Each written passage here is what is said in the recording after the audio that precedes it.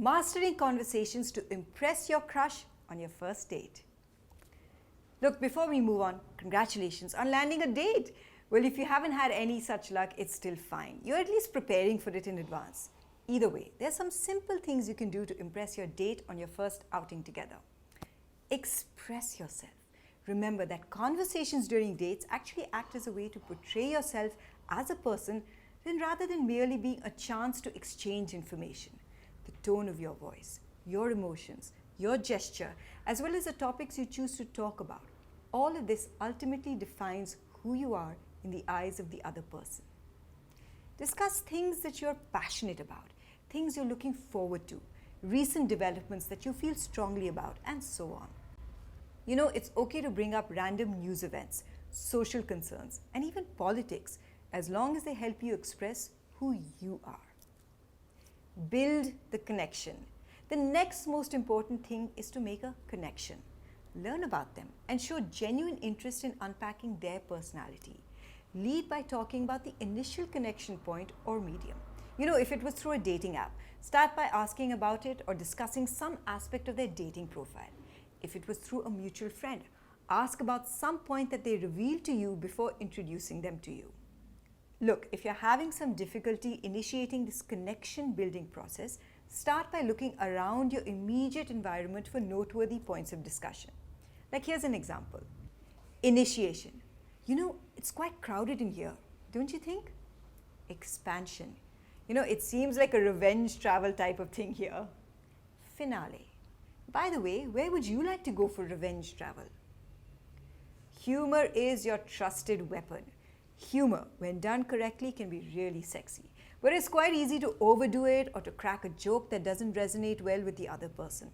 Start by understanding the person first by noting how they react to you. How often do they take the spotlight and keep talking? How personally do they take comments and statements? How much do they smile? How often do they seem distracted?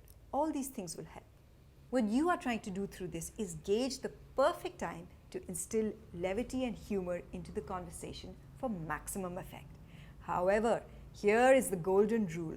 Humor is not about telling jokes. Humor is an approach to start looking at the world.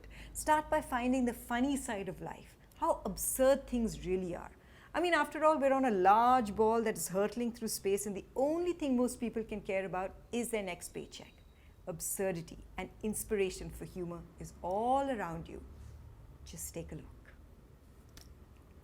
The key to being humorous on your first date is not to say random jokes, but in fact add a funny spin to everyday things that drift into your conversations.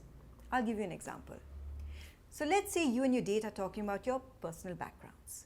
In a normal, non-humorous manner, you could say something like, you know, I graduated from a college nearby and it was really boring for me. You can add a touch of humor in the same context by saying, I graduated from a nearby college and I didn't even realize it was college until they gave me a degree. I just thought it was somewhere I went because my parents wanted to get me out of the house. Be inquisitive and keep learning. The final straw to mastering date night conversations is to be a journalist of the mind, heart, and soul. Be inquisitive. Ask them about their background.